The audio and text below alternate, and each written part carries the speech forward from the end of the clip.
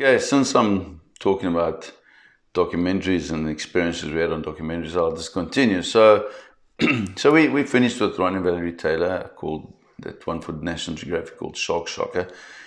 And the next documentary, I mean, we used to do documentaries almost back to back for National Geo, Discovery, BBC. In fact, the BBC one we did was still the best documentary ever made. And then we made that in the summer of 93, 94. And I'll tell you about that. And that documentary, if you haven't seen it, it's called The Great White Shark. It's narrated by David Attenborough. I'm on that documentary as a young man, and it is the best white shark documentary ever made, by far. Okay. So anyway, the next group to rock up is Discovery Channel, and they're making a documentary called African Shark Safari. So Discovery Channel rock up there, and it's actually, yeah, the production company is Thomas Horton Productions, and so the one guy's name was, the father was Thomas Horton, and his son, I can't remember his son's name, Horton anyway. But this guy's got an ego the size of the United States, which is fine. He's a fun guy, coked up most of the time, and fuck it anyway. And then they had a guy called Walt Stearns, a very well-known underwater photographer, a good friend of mine, Walt Stearns, but he takes still photographs. And then the cameraman, topside cameraman, I think, was also Gordon Hiles, South African guy. My father was on the shoot, I was on the shoot. We had the Gay Jane out there again. We had our research boat out there. So, it was the same old team. And Wes Skiles was the underwater cinematographer, because those days it wasn't video. It was video topside, but underwater was still 16 millimeter. Very, very difficult to work with, very technical, because everything's manual. You got to, there's no like autofocus and stuff like that. So you can't afford one drop of water in there. Very technical thing. But so he's got his big underwater housing for filming underwater, 16 millimeter, and then he's got this video camera. I can't remember, some Sony, whatever. It was the top of the range at the time. I also had one. I think it was a High 8. Yes, it was a Sony High 8 3 CCD camera. Okay, took a little tape, small tape like this, and that's what we used. And he had a housing for it, either in Fibico or a Gates housing, I can't remember. So he called it the Bite Cam. So he made this aluminium round, just a piece of tube, and he just big enough to fit the camera into it.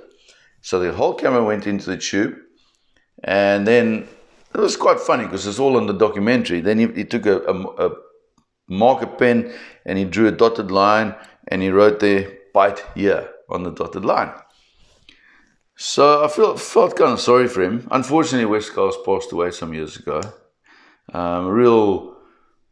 Real good old boy, southern boy, and the strong draw. It's like, "Hey Craig, what do you think we can do with the sharks today, man?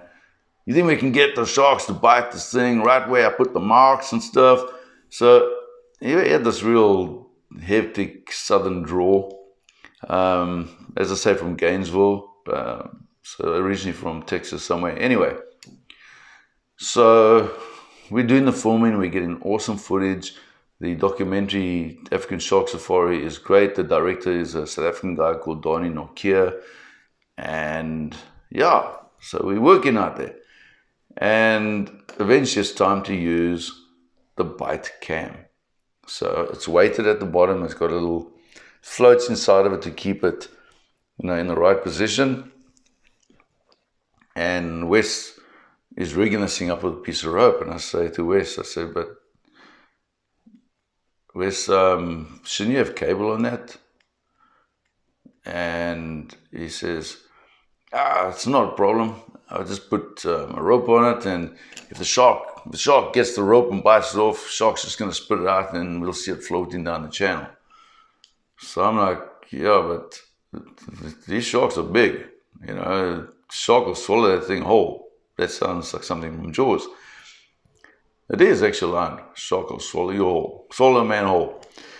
And so in any case, that's Wes's equipment, and I'm suggesting we have the bite cam like that with a piece of cable on it, steel cable with a loop and then a rope. But I think Wes was just so excited to get his shot because this was not a big deal, a bite cam. First time you're going to see a great white shark come up and bite onto something, and the camera's going to be filming straight down his throat, out his gills and everything.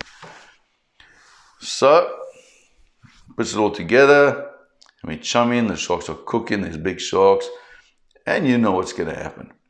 Anyway, so Wes puts his bite cam into the water. It's on like 10 meters of rope, 30 feet of rope, and he's got this rope, and it's drifting out. And the bite cam's got bait around it as well. That's right. So we take a strip of bait and we tie it around the outside of the bite cam, of this tube.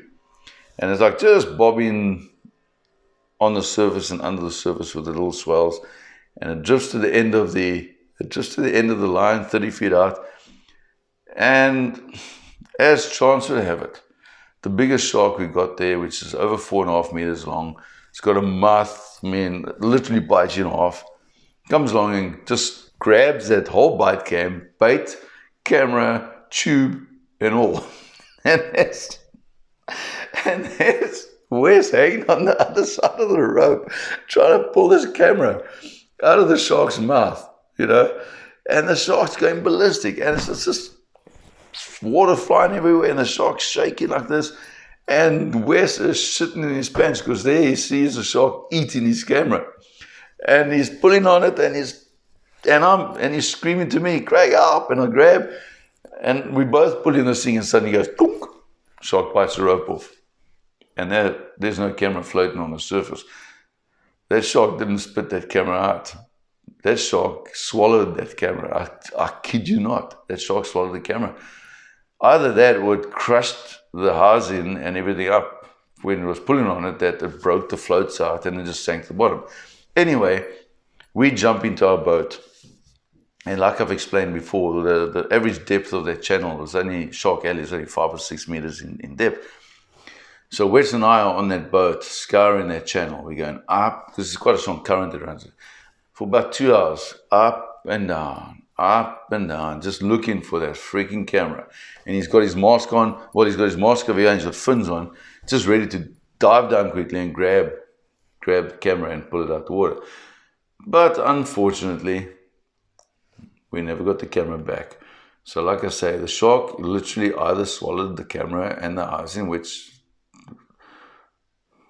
I'm guessing it did, which is not a good thing, although the stomach juices would have eaten the aluminum up, and the housing was plastic. I don't know, but they can regurgitate stuff because they often swallow a lot of things that they can't really digest, like a lot of bones and sinew, things they don't want, and they just throw it up again. So the shark was probably fine. So it either swallowed it, and it would have been Jonah in the whale's stomach kind of thing, or it crushed the thing to such a point that it spat it out and it just drifted away underwater with the current. So that's what happened. That's just one of the highlights of that particular shoot, African Shark Safari.